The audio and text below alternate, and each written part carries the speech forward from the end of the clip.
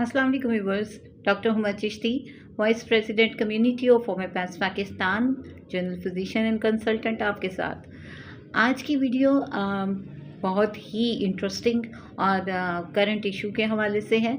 आज मैं बात करूंगी पसंद के हवाले से।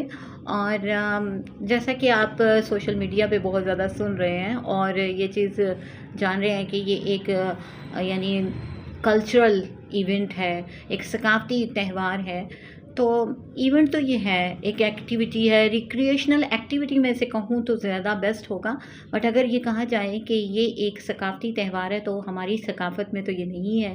खैर ये एक हिंदुइज़्म से ये सकाफ़त चली है और ये इसमें शामिल हो गया। जैसे बहुत सारी और ट्रेडिशंस जो हैं वो शामिल हुई, क्योंकि एक टाइम था जो सब लोग इकट्ठे थे। तो खैर हम इस बात में नहीं उलझेंगे, लेकिन आज की वीडियो जो है पसंद और इसमें होने वाले जो हादसात और वाक़यात हैं और जो इंजरीज़ होती हैं उस हवाले से बात करूँगी। और इस हवाले से बात करूँगी कि हमारी होम्योपैथी इस सिलसिले में क्या रोल प्ले करती है। जी, तो मैं बात कर रही हूँ बसंत में होने वाले जो हादसात और वाक़यात हैं और जो इंजरीज़ हो सकती हैं उसके हवाले से। तो माय डियर व्यूअर्स, जो सबसे ज़्यादा कॉमन इशू देखने में आता है वो नेक लेसरेशन का होता है, यानी कि गर्दन का डोर से कट जाना।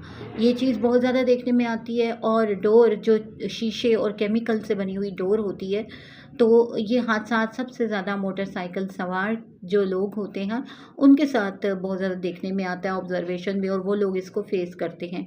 ऑल्दो कि बहुत ज़्यादा जो है वो प्रिवेंटिव मेजर्स इस्तेमाल किए जा रहे हैं और वो रॉड आजकल लगाया जा रहा है जिससे जो है सेफ्टी मेजर्स किए जा सकते हैं। लेकिन ये आपको बताती चलूँ कि ये वो इशू है कि जिससे बहुत ज़्यादा प्रॉब्लम होती है। जुगुलर वेन जो होती है एकदम से कट जाती है और इंस्टेंट फौरी तौर पे जो होती है सडन डेथ होने के चांसेस होते हैं।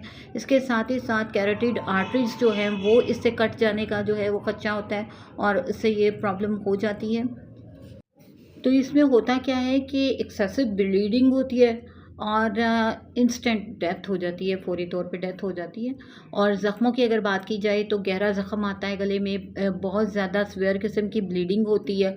और उसके साथ क्या होता है कि बहुत ज़्यादा ब्लीडिंग की वजह से जो है खून बहुत ज़्यादा जब बह जाता है तो डेथ इस वजह से हो जाती है। और उसके साथ ये होता है कि आवाज़ बैठ जाती है और सांस फूलने लगता है। इस किस्म की चांसेस बहुत ज़्यादा होते हैं।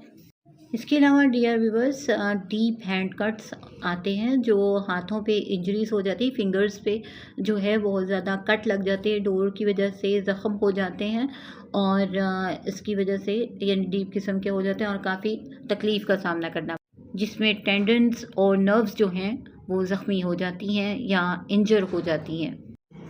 आँख में चोट आ सकती है, कॉर्नियल एब्रेशन हो जाता है इससे, और नज़र आना कम हो सकता है। और ये डोर की रगड़ से या उसकी टक्कर से ऐसा होता है। इसके साथ ही साथ माय डियर व्यूवर्स, जो बहुत ज़्यादा केसेस सामने आते हैं उसमें बच्चे और बड़े दोनों ही शामिल होते हैं। वो है छत से गिरने के जो चांसेस होते हैं बहुत ज़्यादा हो जाते हैं। उसमें हेड इंजरी हो जाती है, स्पाइनल इंजरी हो जाती है और कोई ना कोई फ्रैक्चर हो सकता है। अब सिर्फ डोर फिर जाना ही जो है वो कट लगने का बायस नहीं होता। मोटरसाइकिल हादसात इस तरह से भी होते हैं कि अचानक से बैलेंस ख़राब हो जाता है। एक डोर अचानक से आई है, अपने आप को बचाने की खातिर बैलेंस ख़राब होता है और इस तरह से भी बहुत सारे एक्सीडेंट्स होते हैं। यहाँ आपको बताती चलूँ नाजरीन कि अगर अचानक कट लग जाता है और बहुत ज़्यादा ब्लीडिंग हो जाती है तो उसमें प्रेशर बैंडेज फौरी तौर पे बांध देनी चाहिए ताकि खून जो है रोका जा सके। और आपको बताऊं कि अगर बहुत ज़्यादा इस तरह से कट लग गया तो हम आपने सुना होगा फेरेसिन पाउडर का इस्तेमाल जो किया जाता है और खून रोकने के लिए उसे यूज़ किया जाता है। तो हमारी मेडिसन फेरम फॉस जो है वो अगर आपके पास पाउडर फॉर्म में मौजूद हो तो वो फौरी तौर पे आप कट वाली जगह पे अगर लगाते हैं तो खून रुक जाता है। तो ये वो चीज़ें हैं जो फ़र्स्ट एड के तौर पे आप कर सकते हैं और करनी भी चाहिए। याद रखिए कि खून अगर बहुत ज़्यादा ना बह रहा हो तो उसको आप ज़ख़म को अच्छे तौर पे साफ़ करें और पानी से धो लें। और ये हरगिज़ ना करें जैसे घर में मौजूद कोई टूथपेस्ट होती है या कोई भी इस किस्म की आइटम्स कभी भी ना लगाएं, बल्कि फ़ौरी तौर पे उसको धो के तो डॉक्टर से रजू करें और उसको प्रॉपरली साफ़ करें ताकि आप इन्फेक्शन से बच सकें। माय डियर व्यूअर्स, जहाँ मैं इस चीज़ के अगेंस्ट हूँ कि अगर इस इवेंट को जो है एक पूरा एक वो मुकाम दिया जाए और उसको सेलिब्रेट किया जाए, तो that is not the way, ये आपका कल्चर नहीं है। बट ये कि अगर इसको रिक्रिएशनल एक्टिविटी के तौर पे किया जा रहा है कभी कभार तो इट्स ओके। तो इसमें ये है कि जब हम ऐसा करते हैं तो उससे ऐसा होता है कि तो बहुत सारे हादसा तो वाक़यात होते हैं, लेकिन एक प्लस पॉइंट जो सामने आया वो मैं आपसे ये कहना चाहूँगी कि बहुत सारे ये जो मोबाइल का जो हमें होता है एक एडिक्शन, वो एक कट ऑफ हुआ है इस सिलसिले में।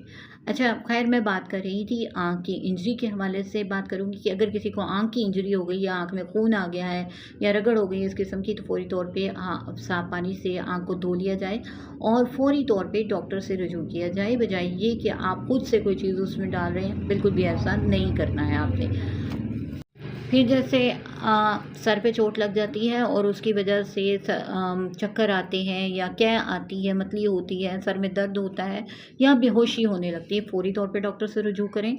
बिल्कुल भी इसको जो है वो इग्नोर नहीं करना चाहिए। हर किस्म की चोट के लिए हमारी टॉप लिस्टेड रेमेडी जो बहुत ज़्यादा फेमस है इस सिलसिले में, आर्निका, वो 30 में या 200 में इंटेंसिटी के मुताबिक जब यूज़ करवाते हैं तो वो जो कंडीशन होती है, आजकल इसकी बहुत ज़्यादा डिमांड है और इस किस्म के केसेस में ये बहुत इस्तेमाल होती है। और फिर अगर ज़ख़म को साफ़ करने की अगर बात की जाए तो हमारी एवरग्रीन जो मेडिसिन है कैलेंडुला, उसको ज़रूर इस्तेमाल करवाएं। वो उससे जो है वॉश करते हैं जब तमाम किस्म के ज़ख्मों को, ओपन वुंड्स को भी इवनली अगर आप उनको भी ये साफ़ करते हैं तो वो बड़े अच्छे तौर पे हील अप होना शुरू हो जाते हैं। इसी तरह उंगलियां के कट जाने की सूरत में या कोई नर्व वगैरह डैमेज हो गई है आपकी, तो उस सूरत में हाइपेरिकम हमारी मेडिसिन बहुत ही बेहतरीन है, जो नर्व एंडिंग्स पे काम करती है और रिवाइवल में बेहतरी का किरदार अदा करती है। तो इसको ज़रूर, यानी कि जितने भी नर्व्स हैं उनके ऊपर इसका एक्शन बहुत अच्छा। इसी तरह से कोई कील या नोकीली चीज़ अगर चुभ गई है, जैसे शीशा वगैरह अभी मैंने बात की, तो हमारी जो लीडम है बहुत अच्छा काम करती है। फ्रैक्चर वगैरह की सूरत में सिम्फाइटम बहुत अच्छा काम करती है, लेकिन यहाँ आपको बताती चलूँ डिसलोकेशन की सूरत में सिम्फाइटम नहीं उसे जोड़ेगी, बल्कि कॉमन सेंस की बात है कि हड्डी को प्लेस करने के लिए आपको डॉक्टर के पास जाना पड़ेगा। तो वो डॉक्टर हज़रात जो होम्योपैथ्स हैं वो ज़रूर ये बात गाइड करें कि फ्रैक्चर होने की सूरत में होम्योपैथ जो है वो फ्रैक्चर को नहीं, मतलब हड्डी को नहीं जोड़ सकता, लेकिन हड्डी को जोड़ने के सिलसिले में जो मेडिसिन्स मददगार होती हैं वो ज़रूर दी जा सकती हैं और उससे फ़ौरी तौर पे जल्दी हड्डी जुड़ना शुरू होती है। तो इस किस्म के जो मामलात हैं उन पे गौर करें। ज़ख्मों को जल्द भरने के लिए प्रोटीन, जिंक और विटामिन सी का इस्तेमाल बहुत ज़रूरी होगा। ये करना चाहिए ऐसे कुछ मामलात के सिलसिले में। और दुआ है कि अल्लाह ताला इन हादसातों वाक़यात से बचा के रखे और हम सबको अपने हिफ्ज़ और अमान में रखे। और जो मोटरसाइकिल सवार हज़रात हैं, ओपन जो सवारियों में हैं, तो वहाँ उनके लिए ये बात कि वो अपने गले को जो है ख़ुसूसन किसी स्कार्फ़ वगैरह से ढाँप के और फिर ही निकलें। इसी तरह आँखों पे जो है वो चश्मा लगा के निकलें ताकि आप इस किस्म की परेशानी से बच सकें। तो अपना बहुत सा ख्याल रखिए, बच्चों का बहुत सा ख्याल रखिए और छत पे जो है वो भेजते हुए ख़ुसूसन जो है अपनी सुपरविजन में, क्योंकि अब ये सब लोग सेलिब्रेट कर रहे हैं, तो बहुत ज़्यादा ख्याल रखिए। और किसी नेक्स्ट टॉपिक तक के लिए अल्लाह हाफ़िज़।